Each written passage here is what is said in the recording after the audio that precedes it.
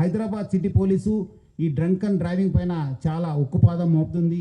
ఒక new year దృష్టిలో పెట్టుకొని మనము ఎక్కువ టీమ్స్ పెట్టడం జరిగింది. ఆల్మోస్ట్ 126 టీమ్స్ పనిచేయడం జరుగుతుంది.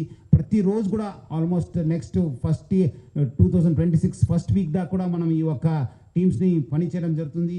సో ముఖ్యంగా ప్రజలందరూ కూడా కోరుతున్నాను, మీరందరూ కూడా అన్ని విషయాల్లో సహకరిస్తున్నారు. ఈ విషయంలో కూడా మీరందరూ కూడా సహకరించాలి.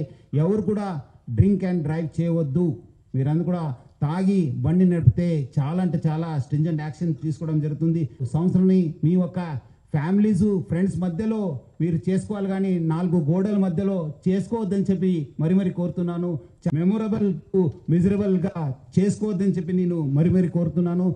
అట్లానే ఈ యొక్క డేంజరస్ డ్రైవింగ్ పైన కూడా హైదరాబాద్ సిటీ ట్రాఫిక్ పోలీస్ చాలా గట్టిగా మనము ఎఫర్ట్స్ పెట్టడం జరుగుతుంది. ముఖ్యంగా హెల్మెట్ లెస్ డ్రైవింగ్ కావచ్చు, మైనర్ డ్రైవింగ్ కావచ్చు, రాంగ్ డ్రైవింగ్ కావచ్చు, దానిపైన కూడా చాలా అంటే చాలా ఫోకస్గా మనం పనిచేయడం జరుగుతుంది.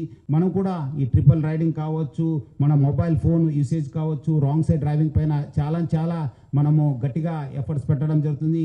ఈ మైనర్ డ్రైవింగ్లో ఎవరు పట్టుబడితే వాళ్ళ పేరెంట్స్ పైన కూడా కేసు కట్టడం జరుగుతుంది.